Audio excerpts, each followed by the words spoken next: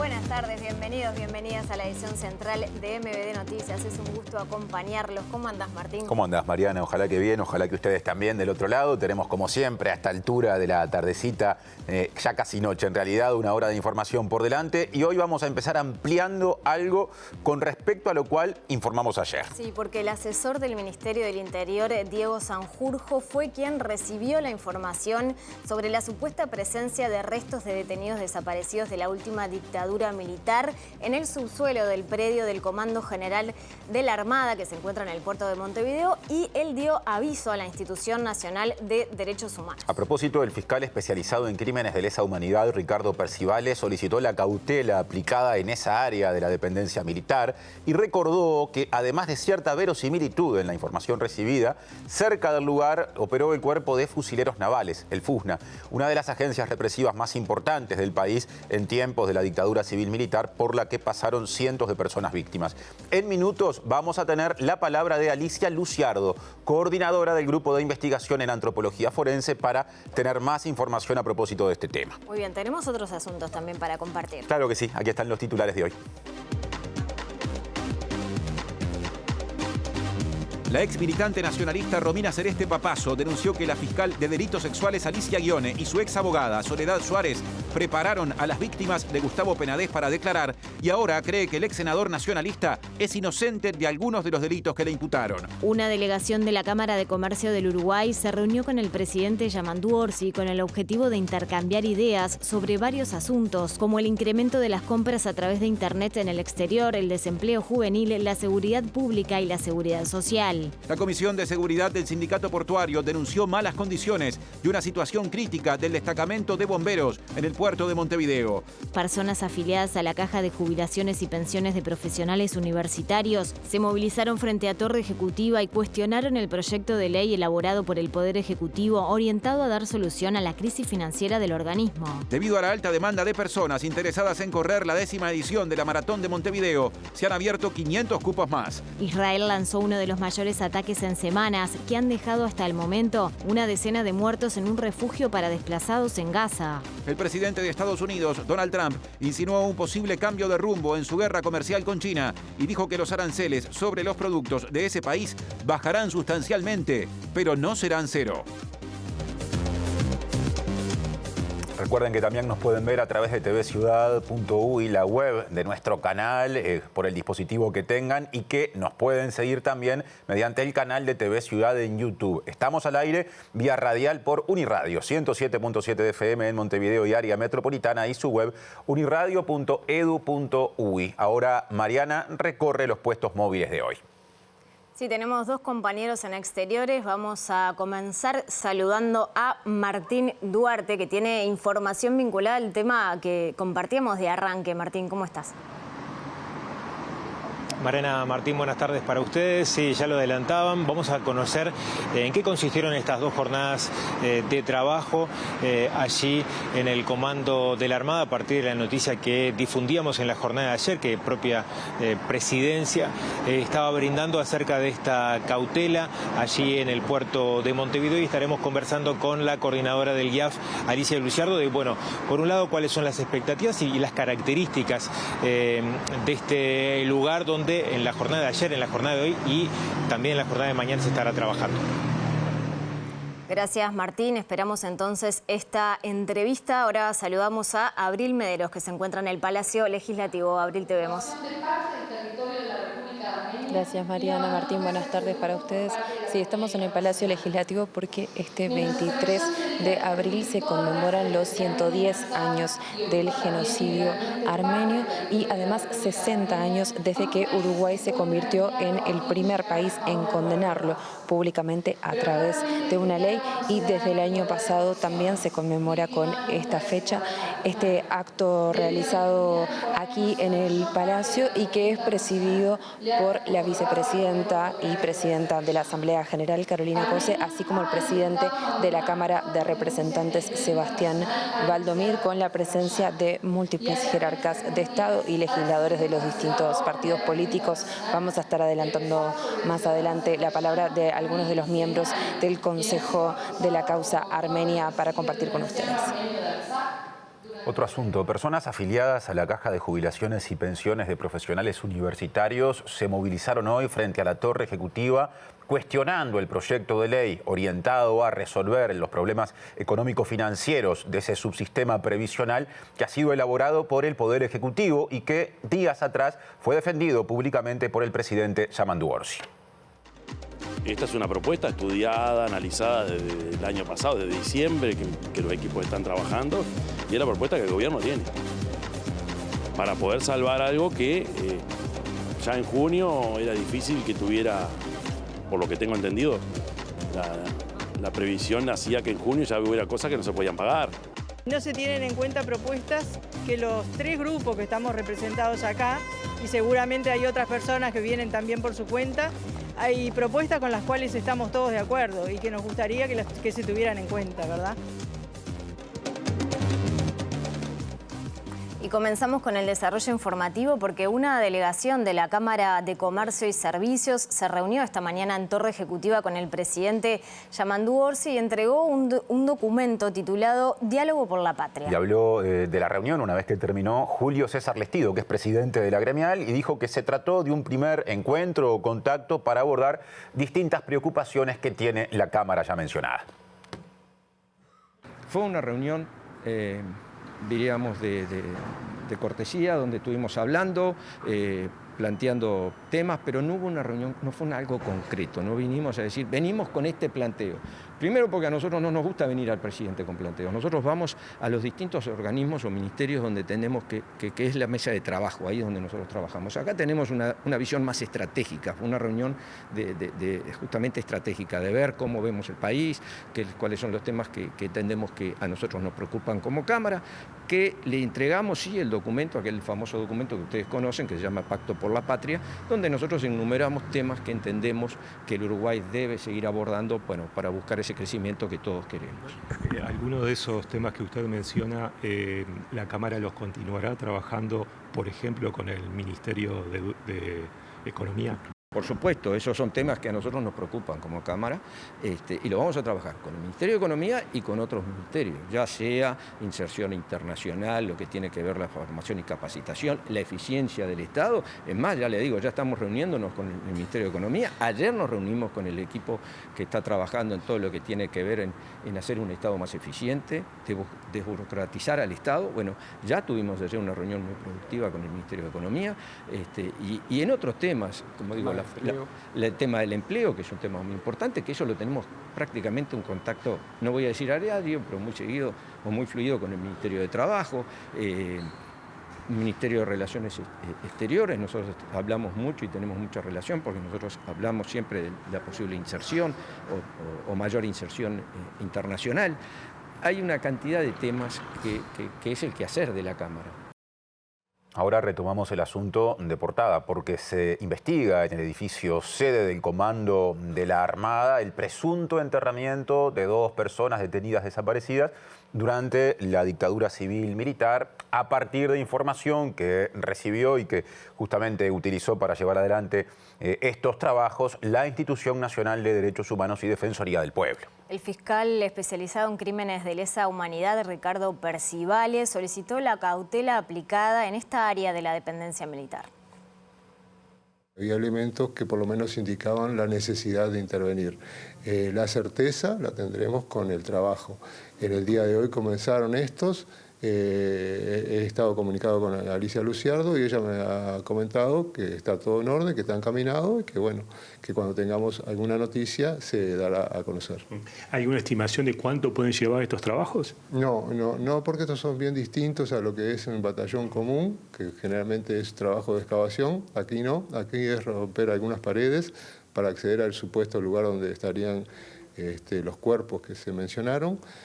No, la cautela fue solicitada por 2 meses, pero seguramente va a terminar en un tiempo corto. Es una zona que estuvo vinculada a la dictadura, por ende, el criterio siempre desde la institución, también de Fiscalía y de familiares, es que ante la duda lo mejor es intervenir. Y bueno, una vez con la intervención nos despejaremos todas las dudas. Percivale recordó que además de cierta verosimilitud en la información recibida, cerca del lugar operó el FUSNA, una de las agencias represivas más importantes del país, por las que pasaron cientos de víctimas y participó en desaparición de personas, como también en Prefectura de Aval hubo torturas. Por otra parte, Percivale se refirió a la condena a 30 años de prisión del militar en situación de retiro José Arab por la investigación sobre los asesinatos en 1974 en Soca de 5 personas que integraban el MLN. Lo relevante de esta causa es que confirma en sede judicial lo que todos conocíamos que era el Precóndor o todas las coordinaciones represivas que se dieron antes de la formación del Cóndor, porque esto es del año 74. Y no solo fueron asesinados 5 personas, vilmente, como lo fueron, sino que una de las víctimas estaba embarazada y además se privó de la libertad y se suprimió la identidad del hijo de una de las víctimas, de Amaral García. Entonces es un hecho muy importante que se haya resuelto desde el punto de vista judicial. Presenta Antel con su plan fibra entretenimiento estándar que incluye Disney+. A propósito del tema del que venimos informando, ¿qué se dice desde el Grupo de Investigación en Antropología Forense? Es una pregunta pertinente que empezamos a despejar a través del móvil que ya presento con Martín Duarte. Gracias, Martín. Vamos a profundizar a propósito de estas jornadas de trabajo del GIAF. Le agradecemos estos minutos a Alicia Luciardo, coordinadora del grupo. A raíz de lo que fue la noticia que fue dada por presidencia en la jornada de ayer, de hecho estuviste en el lugar en la jornada de ayer y en la jornada de hoy todo el grupo del GIAF. A partir de esta línea de investigación que ya venía trabajando la institución y también el GIAF, se aporta otra información. Y bueno, ¿cuáles fueron los trabajos de estas 2 jornadas preliminares a la hora de esta información nueva que aparece de posibles enterramientos allí en el puerto de Montevideo? Bueno, las tareas que realizamos hoy y ayer son de alguna manera la consecuencia de un trabajo que ya se venía realizando hace un par de semanas en relación a esta información que hace llegar el doctor Sanjurjo a la Institución Nacional de Derechos Humanos. Ahí se inicia toda una serie de tareas de oficina previas a desembarcar en el propio predio. Esas tareas llevaron a un pedido de cautela que se vehiculizó a través de la Fiscalía de Lesa Humanidad, el doctor Percivale, y se logró el decreto de cautela el día de ayer. Por eso ayer concurrimos en compañía de la ministra y del subsecretario para ubicar el lugar, para establecer la custodia de esa zona, porque mientras esté cautelado tiene que haber una custodia de 24 horas, y a establecer la logística de trabajo, ¿no? Cuántas personas iban a estar concurriendo, en qué horarios, qué necesidades había para dar inicio a las tareas. Todo eso fue una coordinación de varias horas que se realizó el día de ayer y pautamos el inicio de las tareas en la jornada de hoy. Hoy a las 8 de la mañana iniciamos las tareas con todo el equipo de antropólogos, se suspendieron las tareas en los otros predios solamente por la jornada de hoy para hacer una avanzada grande en esta inspección de este sitio cautelado que es un subsuelo, es el subsuelo de allí de la Armada. Es un lugar que es de interés en el sentido que hubo personas detenidas, tanto en el FUSNA como en los sótanos de la Armada, o en ese momento de prefectura. Entonces es un lugar de interés porque fue un lugar de reclusión, un lugar de detención. Esta información se suma y da esta idea de la posibilidad de que hayan allí restos. Entonces, lo que realizamos en la jornada de hoy fue una inspección de ese subsuelo, tiene múltiples ingresos, múltiples formas de llegar a ese lugar señalado. Constatamos que hay lugares que tienen piso de material, otros que son en tierra, que hay pilares, que hay ventanas, que hay alcantarillas. Bueno, hay que familiarizarse con ese subsuelo, que para nosotros es novedoso.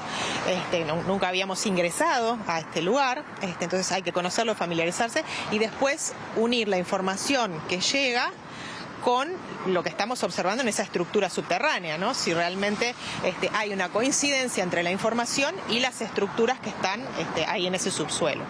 Como tú decías, esta información que aporta Sanjurjo es determinante más allá del sitio o lugar de interés para el pasado que tiene. Esta información, ¿cuánto hace que se da? ¿Cuánto tiempo atrás? Y por ahí lo que se pueda saber de las características, ¿no?, que ustedes en el trabajo que están haciendo, bueno, están tratando de refutar la verosimilitud. Se habló mucho, por lo pronto, cuando el prosecretario presentó esta cautela, de esa verosimilitud.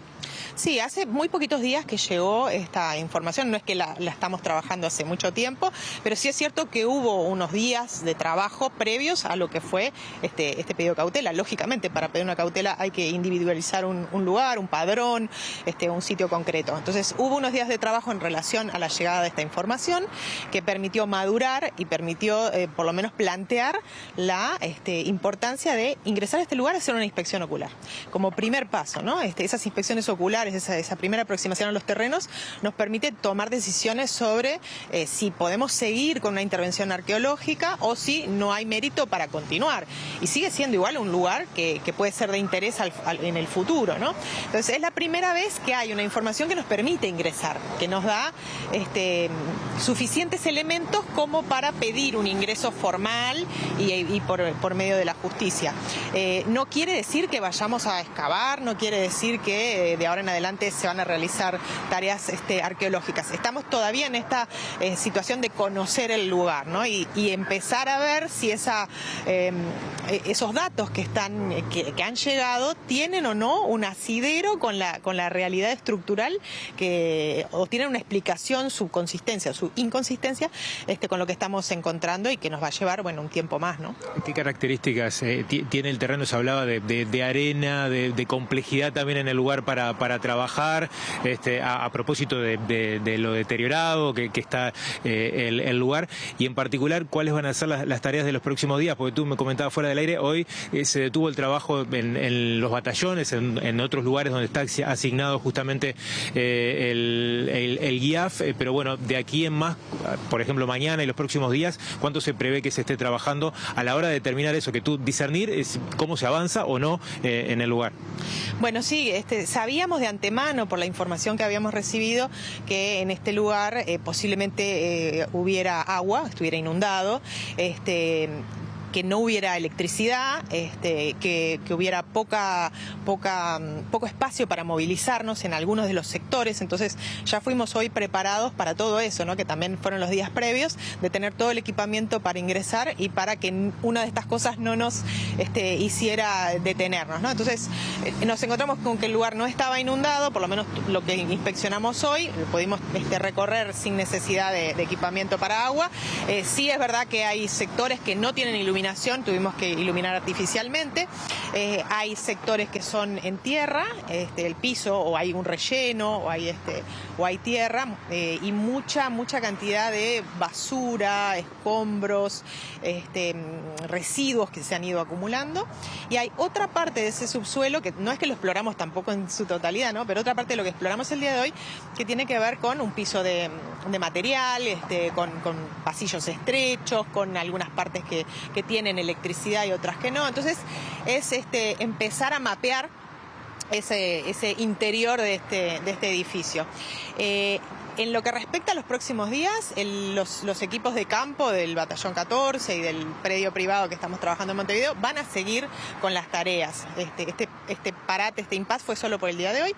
Mañana se retoman esas tareas y un equipo más pequeño va a continuar trabajando este tema del subsuelo de la Armada.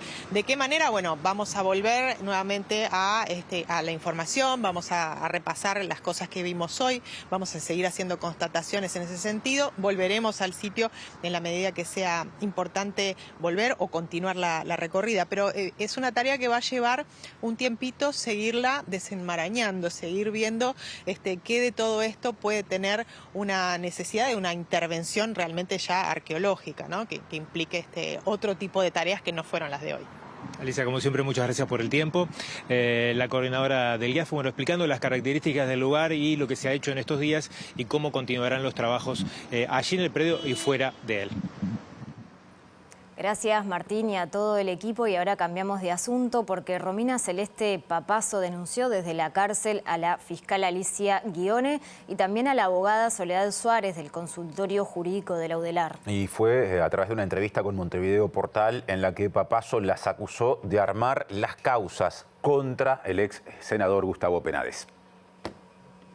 Papazo manifestó que la mayoría de las denuncias presentadas contra el ex senador Penades son falsas. En tal sentido, apuntó contra la fiscal del caso, Alicia Ghione, y la abogada del consultorio jurídico de la Universidad de la República, Soledad Suárez. Las declaraciones se dieron en el marco de una entrevista realizada por Montevideo Portal desde la cárcel de Rocha, donde está recluida por la denuncia falsa realizada el año pasado contra el hoy presidente Yamandu Orsi. Lo de Penades, dijo Papazo, yo vi cómo lo armaron todo y me usaron. Yo puse todo escrito, subí las capturas, yo sé los nombres de todos y Penades no. Yo vi cómo les decían lo que tenían que decir antes de ir a la pericia. Una locura, señaló. Y prosiguió. La mayoría de las denuncias contra Penades son falsas, especialmente todas las de los representados por la UDELAR, porque son los que preparan todo. No les cobran, les enseñan todo, junto con el grupo de víctimas de la Fiscalía. Yo estaba en esas reuniones, fui parte, por eso lo puedo contar, declaró. Ante la pregunta del medio sobre si hoy considera que Penades es inocente, respondió, para mí sí, porque mi caso ya está prescripto. También defendió al ex parlamentario por las versiones que trascendieron a través del libro recientemente publicado Las dos caras,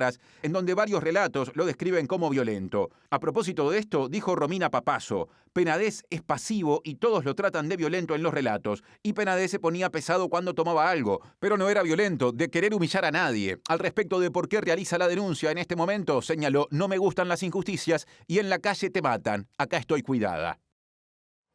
Otra visión sobre este tema. Habló el abogado Juan Raúl Williman, que representa a víctimas justamente del ex legislador y se desempeña en el consultorio jurídico de la Universidad de la República. Consideró llamativas las apreciaciones que recién compartimos de Romina Celeste Papazo e interpretó que intentan atenuar esas palabras, las responsabilidades de Penades. Sí, acotó que le resultó extraño el manejo de tecnicismos jurídicos por parte de Papazo.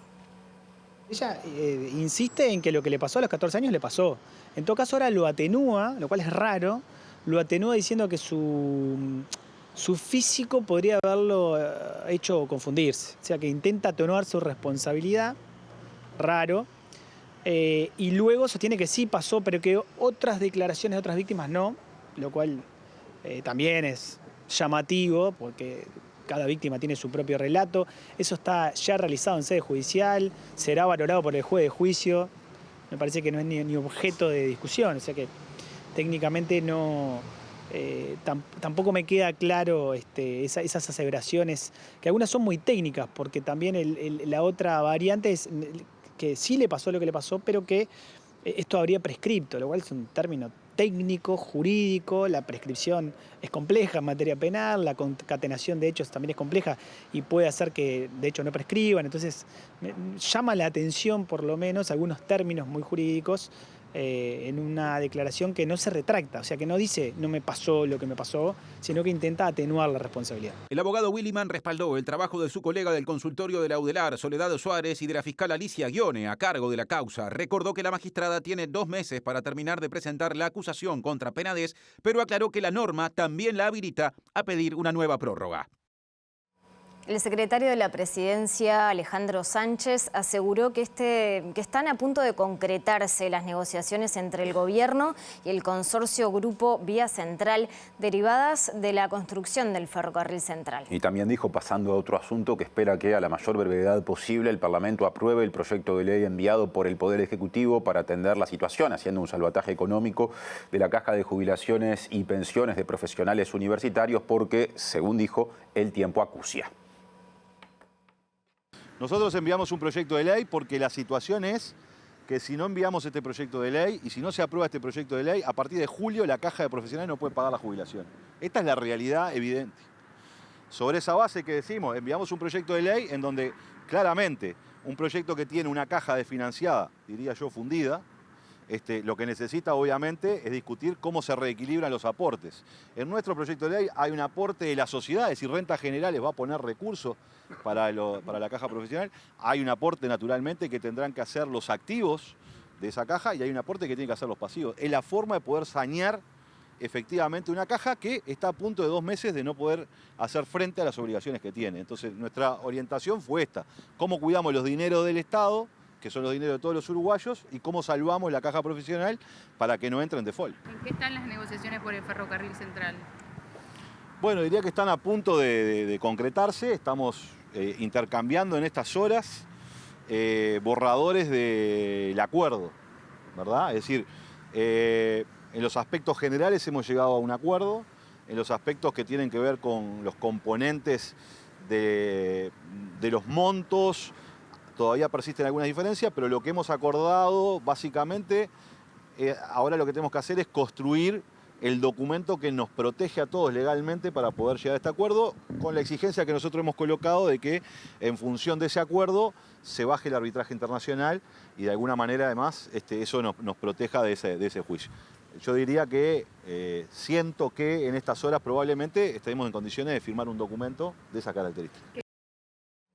Ahora cambiamos de asunto porque la Comisión de Seguridad del Sindicato Único Portuario y Ramas Afines, conocido como SUPRA por su sigla, justamente consideró o denunció en todo caso que el destacamento de la Dirección Nacional de Bomberos, ubicado en el puerto de Montevideo, atraviesa una situación crítica. El sindicato dijo que el destacamento presenta condiciones inaceptables para el desarrollo de las funciones de las y los trabajadores.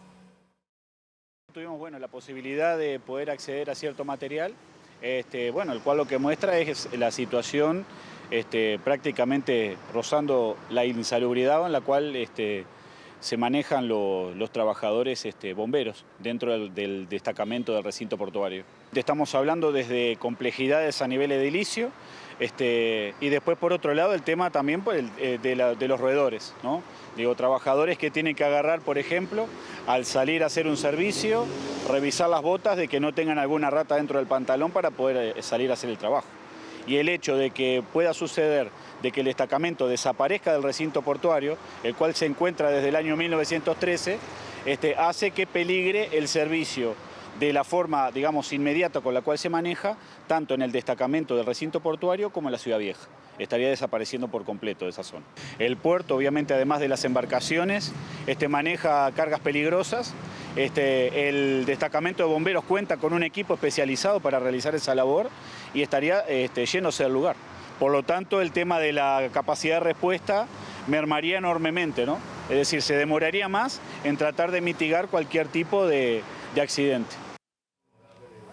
Cambiamos de asunto. El ministro del Interior, Carlos Negro, destacó que pudo comprobar en Durazno que la gestión de las nuevas autoridades policiales en el interior del país está generando resultados positivos. Esto lo dijo en un contexto en el que comenzó este miércoles una gira por todo el país, justamente de las autoridades policiales, que incluye reuniones con los comandos de los distintos establecimientos carcelarios, y que en Durazno, donde estuvo justamente en las últimas horas el ministro Negro, incluyó una reunión con el intendente Carmelo Vidalín. Esa información que recibimos del intendente, que nosotros ya sospechábamos de que era así, nos ha dejado muy contentos realmente, porque estamos viendo una mejora en la sensación que existe en la población sobre cómo está transcurriendo la situación de Durazno en materia de seguridad pública. Esto seguramente es un gran mérito de las autoridades de la Jefatura de Policía del departamento, que a pesar de lo corto del periodo que ha transcurrido desde que han asumido la gestión hasta el día de hoy, apenas 45 días, ya podemos decir que sus números y sus resultados son palpables y están seguramente en la sensación de la población. En este caso en especial empezamos la mañana con una reunión inédita para el país, que es una reunión de todos los comandos que dirigen cada uno de los establecimientos penitenciarios del país, lo cual nos parece una reunión muy grande de muchos funcionarios, que realmente nos dejó muy contentos, porque se trata de funcionarios que cumplen una función no solamente muy importante, sino extremadamente sacrificada. Antes de la pausa repasamos una información importante surgida en las últimas horas del Parlamento, porque la Comisión de Constitución y Códigos de la Cámara de Representantes, con votos de las bancadas del Frente Amplio y del Partido Colorado, aprobó el proyecto de ley que establece que los ingresos y ascensos de funcionarios y funcionarias en las intendencias deberán realizarse mediante concurso público o sorteo, garantizando transparencia e igualdad de oportunidades. Se espera que el proyecto sea tratado por el plenario en la primera semana de mayo. La iniciativa fue presentada originalmente por la bancada de Vamos Uruguay del Partido Colorado y establece claramente que los gobiernos departamentales deberán cumplir con principios fundamentales como publicidad, transparencia y evaluación objetiva de los méritos y antecedentes de cada persona postulante. En el Palacio Legislativo hay una actividad que conmemora un nuevo aniversario de un genocidio, nada más ni nada menos, y allí está Abril Mederos. ¿Cómo te va, Abril? Gracias, Martín. Exacto, porque hoy es 23 de abril, como decíamos más temprano, se conmemoran los 110 años del genocidio armenio y por eso se realizó este acto en esta oportunidad aquí en el Palacio Legislativo, que entre otras oradoras contó con la presencia de la doctora en Derecho Penal Internacional y especializada particularmente en el genocidio armenio, Irene Massimino. Irene, gracias por estos minutos. Bueno, ¿qué significa poder participar de este evento en conmemoración aquí en Uruguay y en memoria del genocidio al pueblo armenio? Bueno, muchas gracias a ustedes por la entrevista. Para mí es un enorme honor. Hace varios años ya, porque me especializo en temas de genocidio, que estoy involucrada en distintos genocidios que han ocurrido, en procesos de justicia, etcétera. Pero bueno, el genocidio armenio siempre estuvo cercano.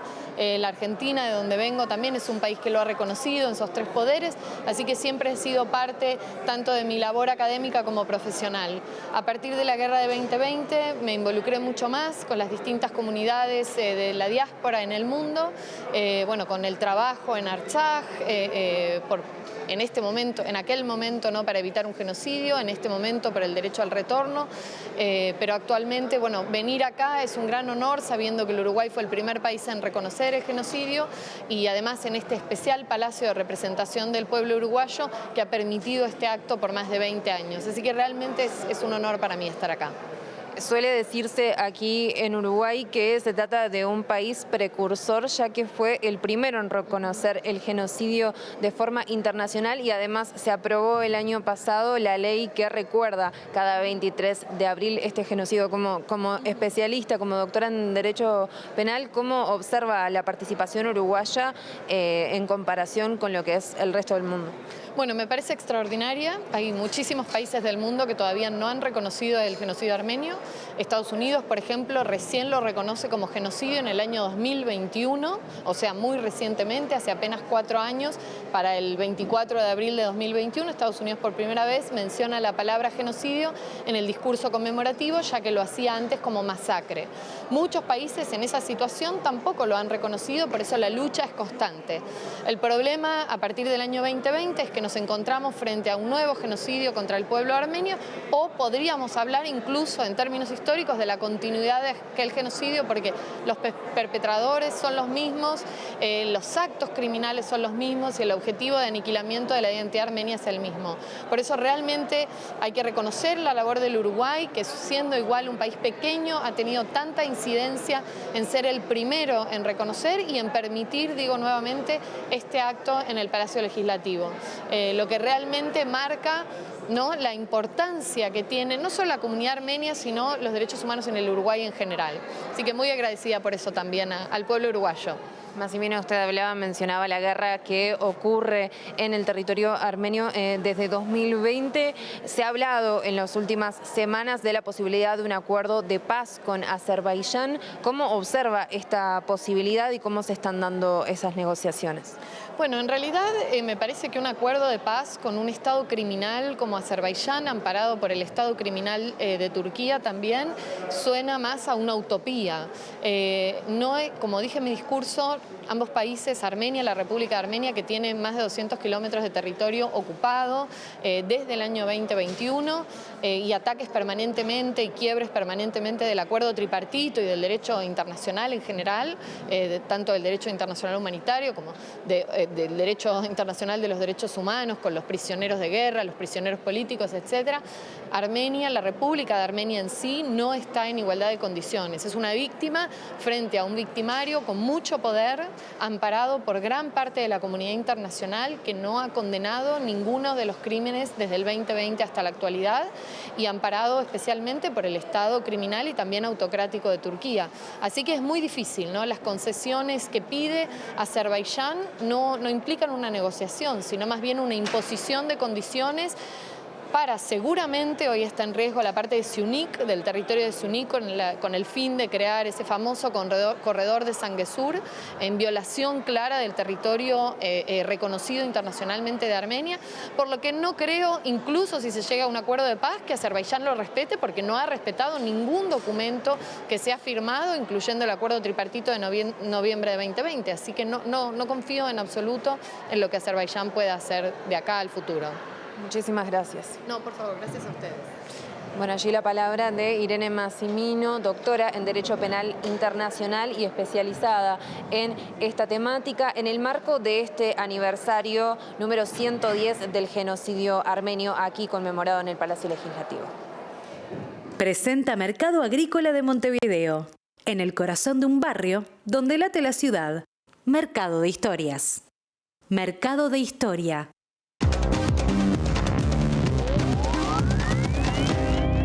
Ahora abrimos el segmento internacional mirando hacia Vaticano, porque el féretro con el cuerpo del Papa Francisco fue trasladado este miércoles desde la capilla de Santa Marta, que fue la residencia justamente de Jorge Bergoglio mientras fue Papa, hasta la Basílica de San Pedro, donde miles de personas fieles se concentraron. Fue el primero de los actos fúnebres que marcarán su despedida antes del funeral, que será el próximo sábado. El recorrido comenzó después del momento de oración, presidido por el cardenal Kevin Joseph Farrell, camarlengo del Vaticano, y pasó por la Plaza de Santa Marta y la Plaza de los Protomártires Romanos, y desde el Arco de las Campanas subió a la Plaza de San Pedro y entró a la Basílica Vaticana por la puerta central. El féretro fue colocado frente a la tumba de San Pedro y enfrente del imponente baldaquino de Bernini, y ya en el altar de la confesión, el cardenal camarlengo presidió la liturgia de la palabra, al final de la cual se dio inicio a las despedidas por parte de los fieles. En la Basílica de San Pedro, el cuerpo del Papa permanecerá en un ataúd sencillo, como era su voluntad, abierto, para enfatizar en su rol como pastor de la Iglesia Católica y no como jefe de Estado, y permanecerá expuesto hasta el próximo viernes, para luego, el día sábado, llevar a cabo su funeral. Se espera que miles de fieles desfilen ante el féretro hasta el viernes a las 19 horas y, a diferencia de sus predecesores, su cuerpo no se va a depositar en un catafalco para su velatorio, a petición expresa de Francisco, que aspiraba a una mayor sencillez y sobriedad en los ritos. La última parte de este trayecto tendrá lugar el sábado, con su entierro en la Basílica de Santa María la Mayor de Roma, el primero de un papa fuera del Vaticano desde León XIII en 1903. Finalmente, la Eucaristía funeral se celebrará en la Basílica de San Pedro, donde se espera una multitud reunida en la explanada, siguiendo la despedida del pontífice y la presencia de varios líderes mundiales que participarán de la ceremonia. Cambiamos de latitud. Israel sigue su ofensiva en Gaza y lanzó uno de los mayores ataques en semanas, que ha dejado hasta el momento una decena de muertos en un refugio para desplazados. Mientras tanto, Francia, Alemania y Reino Unido instaron a Israel a que permita que acceda a ese territorio, a ese enclave, la ayuda humanitaria que hace exactamente más de 50 días que no está pudiendo ingresar. Al menos 10 personas fueron asesinadas en un bombardeo israelí durante esta madrugada contra la escuela Jaffa de Ciudad de Gaza, que ha servido de refugio a palestinos desplazados por la guerra, informó el portavoz de la Defensa Civil del enclave, Mahmoud Basal. El ejército israelí lanzó desde el martes una de las mayores oleadas de ataques en Gaza en semanas, según denunciaron residentes, mientras funcionarios de salud emitieron una nueva advertencia de que el sistema de salud enfrentaba un colapso total debido al bloqueo de Israel a todos los suministros. Los residentes de Gaza afirmaron que las fuerzas israelíes bombardearon varias zonas del enclave desde tanques, aviones y barcos de guerra que alcanzaron viviendas, campamentos de tiendas de campaña y carreteras. Mientras tanto, en una nota conjunta, las diplomacias del Reino Unido, Francia y Alemania exigieron a Israel el fin del bloqueo al ingreso de ayuda humanitaria en Gaza, señalando que desde hace más de 50 días los suministros esenciales no están disponibles o se están agotando. El comunicado advierte que la población civil palestina, incluidos 1 millón de niños, afronta un grave riesgo de hambruna, enfermedades epidémicas y muerte, y calificaron de intolerable la decisión israelí. El texto insta además a todas las partes a restablecer un alto el fuego, exigiendo a Hamás la liberación inmediata de todos los rehenes que aún están en su poder. Y ahora guerra comercial, porque el Wall Street Journal informó que el gobierno de Estados Unidos insinuó estar dispuesto a bajar los aranceles aplicados a la producción china en un intento por, digamos, hacer que bajen las tensiones, y que el propio presidente estadounidense Donald Trump dijo que justamente esos impuestos o aranceles eran demasiado altos. El gobierno chino dijo que no quiere una guerra comercial y que está abierto a negociar. De acuerdo con fuentes de la Casa Blanca citadas por el Wall Street Journal, aunque todavía no se ha tomado una decisión final, el gobierno de Estados Unidos está considerando varias opciones para aliviar las discrepancias entre ambos países. Un funcionario de la administración Trump dijo que es probable que las tarifas sobre productos chinos bajen a entre el 50 y 65%, y que además se está discutiendo un enfoque más equilibrado que supone la introducción de gravámenes de 35% sobre los artículos que Estados Unidos no considera una amenaza para la seguridad nacional, y al menos del 100% para productos considerados estratégicos para los intereses de Washington. Este martes, el propio presidente Donald Trump no descartó bajar las tarifas impuestas a mercancías chinas y señaló que aunque la tasa no será de 0%, tampoco será tan alta, reconociendo que la cifra actual de 145% era demasiado elevada. Por su parte, el portavoz del Ministerio de Asuntos Exteriores de China, Guo Xiaokun, subrayó este miércoles la disposición de Pekín a negociar con Estados Unidos, aunque advirtió que no lo haría bajo las constantes amenazas de la Casa Blanca. El jerarca chino afirmó que su país no quiere una guerra comercial, pero tampoco le teme, y que si Estados Unidos realmente quiere resolver los problemas mediante el diálogo y la negociación, debería dejar de chantajear y entablar un diálogo con China basado en la igualdad y el respeto y beneficio mutuo.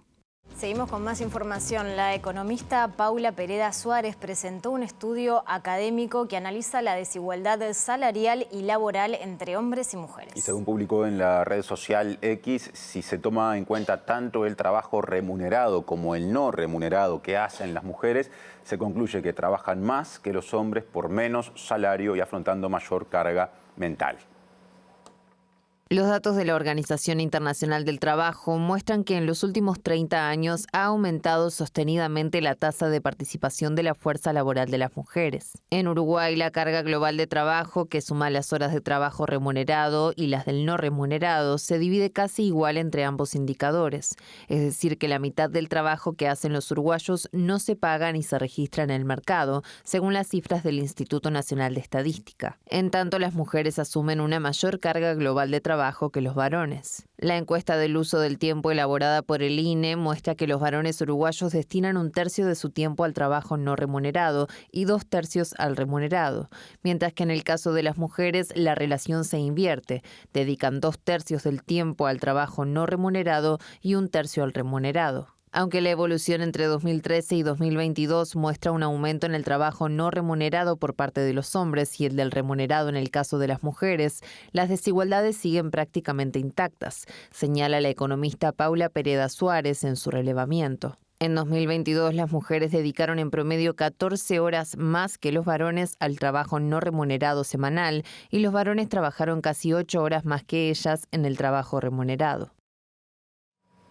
Otro asunto, el Sistema Nacional de Emergencias entregó productos de construcción y también de higiene a las familias afectadas por el temporal que hubo en Canelones el 17 de abril. Luego del temporal se brindó asistencia a 115 personas pertenecientes a 90 hogares, incluyendo colocación de techos y también reinstalación del servicio de energía eléctrica en hogares por parte de UTE. Estamos entregando kits de limpiezas en un total de 100 kits de limpiezas para el hogar, limpieza para higiene personal y primera infancia.